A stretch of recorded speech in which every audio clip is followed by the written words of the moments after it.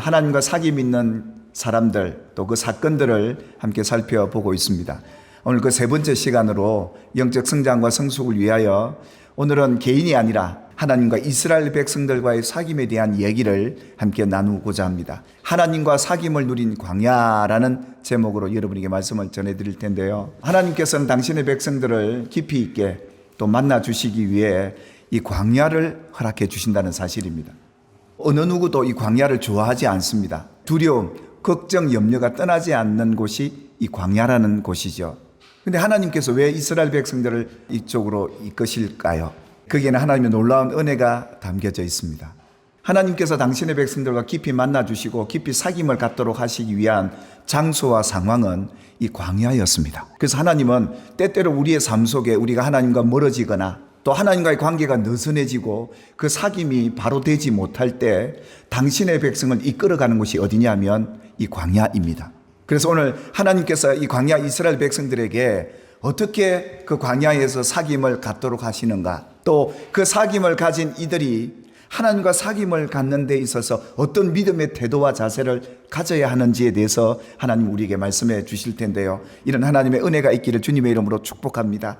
하나님과 우리가 사귐에 있어서 두 가지 중요한 진리를 우리는 발견했었습니다. 하나님과 우리의 사귐은 어떻게 이루어진다고 했습니까? 하나님의 들은 말씀을 우리가 눈으로 보고 주목하여 계속해 볼 수 있고, 또 그 말씀이 우리 삶 속의 형상으로 나타나서 만질 수 있는 그런 과정을 하나님과 사귐이 있다라고 말씀을 하고 있었습니다. 이게 왜 어떻게 가능했느냐? 이 말씀이 살아있고 운동력이 있기 때문입니다. 그래서 말씀을 생명의 말씀이라 했던 것이고, 그래서 하나님의 말씀은 반드시 이루어진다라는 이런 믿음을 가지는 것이 하나님과 우리가 사귀는 데서 중요한 진리였습니다. 또 하나가 있었죠. 하나님의 말씀도 반드시 우리에게 이루어지지만 사람들의 말도, 우리의 간절한 기도도 이루어진다는 사실을 아브라함을 통해 우리는 배웠습니다. 뭐 이삭을 주십니까? 이스마엘이라도 복받고 하나님 앞에 살기를 원하나이다. 그런 간절한 말에 하나님이 이 말을 듣고 그 말대로 하나님이 이 이스마엘에게도 복을 주어서 크게 되고 번성게 되는 이 역사를 우리는 보게 되었던 것인데,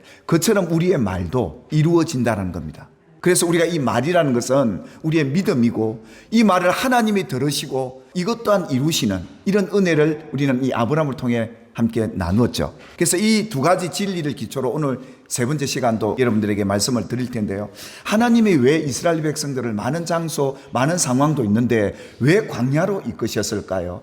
그들에게 어떤 사귐을 하나님은 갖기를 원하셨을까요? 또 하나님은 그들과 사귈 때 어떻게 하나님이 그 백성들과 사귐을 갖도록 열어주셨을까요? 라는 겁니다. 하나님과 깊은 믿음의 관계, 이런 사귐을 갖도록 하기 위해 때로는 우리를 원치 않지만 그곳으로 몰아갑니다. 때로는 죽음 앞에 서기도 하고요. 정말 인생의 마지막 최악의 상황까지 하나님 우리를 이끌어 가시는 그곳이 이 광야였는데, 하나님은 그곳으로 이끄셔서 그들에게 보여준 게 있었습니다. 그게 뭐였냐면 기적이었습니다. 광야 40년 동안 기적이 이스라엘 백성에는 일상이었습니다. 그리고 그 기적이 없이는 살아갈 수 없는 곳이 광야였기 때문에 하나님은 이 기적이라는 수단을 통해서 그 백성들과 사귀길 원하셨던 것이죠. 그들이 430년 동안 애굽에 살면서 잘 살았지 않습니까? 근데 말년에 가서 애굽의 군사들이 얼마나 이스라엘 백성들을 잔혹하게 압제하고 고통을 주었습니까?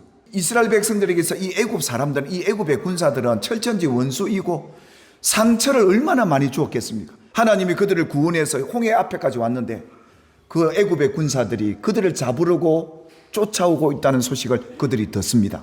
근데 하나님께서 뭐라고 하시죠? 두려워하지 말아라, 걱정하지 말아라, 내가 너희들의 여호와다. 하나님이 그렇게 말씀하시면서 그들에게 보이신 기적이 뭐였습니까? 홍해 속에 그들을 따라오던 애굽의 군사들을 전부 바다에서 수장시키지 않습니까? 그러면서 하나님이 그들에게 이렇게 일러줍니다. 잊지 말라고요. 왜 하나님이 이렇게 하셨냐? 그 애굽 사람들이 나를 여호와인 줄 알게 해줄 것이다. 이 기적을 나타내 보여주신 이유는 하나님이 이스라엘 백성의 여호와 구원자라는 사실을 알도록 해 주신다는 겁니다. 우리 구원자는 누구시다? 하나님이란 사실을 알고 믿도록 해주기 위해 이 기적을 보이시는 거예요. 결국은 이 기적은 예수님을 보게 하는 그런 기적들이었죠. 왜 그렇습니까? 예수님만이 우리 유일한 구원자시거든요. 가난에서, 질병에서, 대적에게서, 죽음에서 우리를 구원하실 유일한 구원자가 예수라는 사실을 보이시기 위해 기적을 40년 동안 보여주신 것이죠. 예수님만이 너의 구원자라는 사실을 깊이 있게 알도록 해줄 장소가 어디였느냐? 광야였다는 겁니다. 광야는 농사 지을 수도 없고 땀 흘려 노력해서 내가 소득을 얻을 수도 없는 그런 곳이에요. 하나님께서 배고프다 하니까 하나님 뭐라고 말씀하시냐면, 너 걱정하지 마라. 내가 하늘에서 만나를 내려줄게. 양식을. 메추라기도 불러다가 고기도 먹게 해줄게.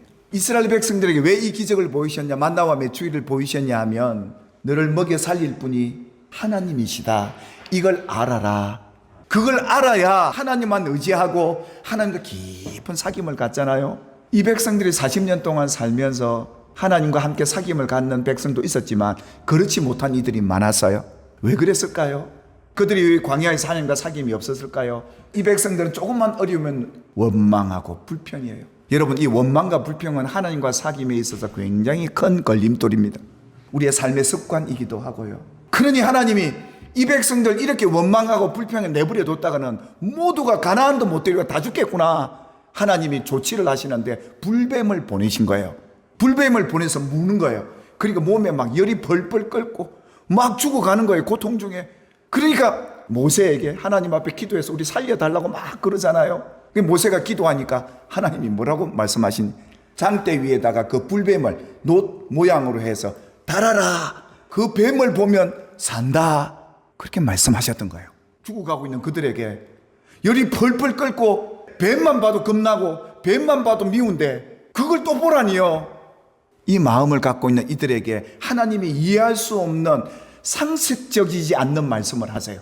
장대 위에 달린 그 불뱀을 보면 살아난다. 이 말씀을 전한 겁니다. 근데 놀라운 것은요, 이 기적이 일어나는데 죽어가는 이들이 살아납니다.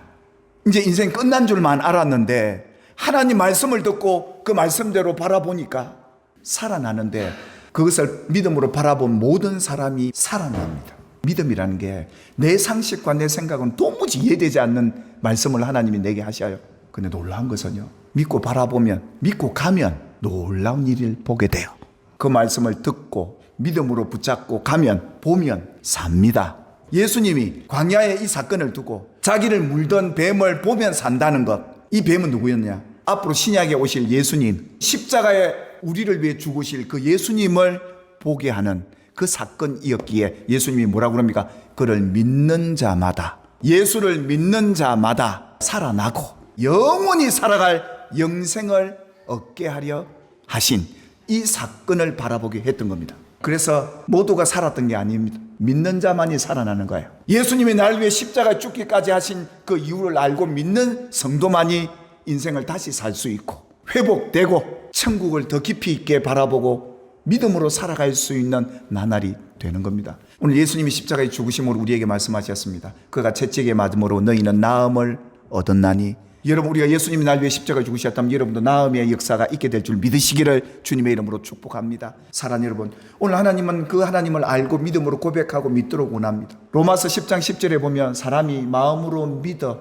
의에 이르고 입으로 고백하여 구원에 이르느니라. 여러분, 우리가 마음으로 믿을 뿐만 아니라 입으로 고백하는 게 얼마나 중요한지 모릅니다. 예수님이 나를 고치시려고 이렇게 십자가에 죽으셨구나. 두려움으로 염려 근심 걱정으로 살아가는 나를 구원하시려 십자가에 죽으셨구나 고백하고 그 믿음으로 선포할 때 여러분에게 평안이 올 것이고 치유와 회복이 여러분에게도 있게 될 줄 믿습니다. 미운 일을 봐도 밉지 않고 그를 축복하고 사랑해야 될 이들이 누굽니까?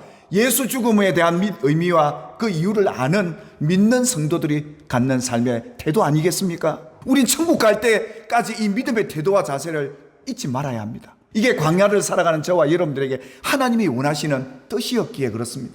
이스라엘 백성을 구원해내시고 광야를 거치는 동안 하나님 어떤 작업하신 줄 아십니까? 요단강을 딱 건너자마자 길갈에 도착했는데 하나님이 그들에게 뭐라고 말씀하시냐면, 세상 사는 동안 가졌던 수치들, 부끄러움들, 그 죄들 다 굴러가게 해버렸다. 그래서 그곳을 길갈이라고 하나님이 명하십니다. 하나님이 여러분에게 길갈 주심을 믿으십니까? 내 과거의 수치, 아픔, 죄악, 저주, 어둠, 원망, 불평 다 굴러가게 하셨답니다. 여러분, 이제는 더 나은 미래, 먼 미래를 바라보시되 길갈을 얻었음을 믿고 과거에 너무 매이지 말고 사십시오. 우리는 미래를 보고 사는 사람들 아닙니까? 저와 여러분이 자유케 되기를 주님의 이름으로 축복합니다. 평안하시기를 주님의 이름으로 축복합니다. 광야에서도 이 복을 누리고 하나님과 깊은 사귐 속에 이제 하나하나 여러분 앞에 보여지는 말씀이 육신되어 나타나는 그 아름다운 은혜와 복을 천국 갈 때까지 누리고 살아가는 저와 여러분이 되시기를 주님의 이름으로 축복합니다.